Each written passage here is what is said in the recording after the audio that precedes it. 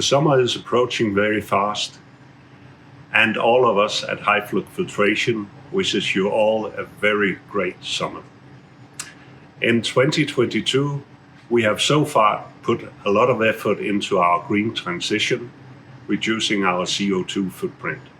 Further, we've been working on digitalization and expansion as main topics for the company.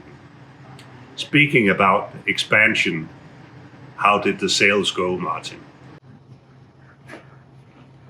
For the sales, it has been a fantastic journey, and we are seeing that automation is more important than ever before. The demand of filter solution for more efficient production with more production time, faster switches and less human involvement is getting bigger and bigger in the industry.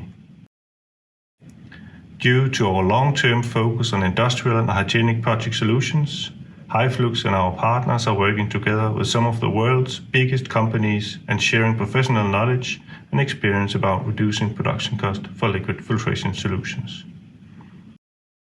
We want to thank all our customers, partners and suppliers for the first half of the year, and we are looking forward to an exciting last part of 2022 with a lot of new projects and developments.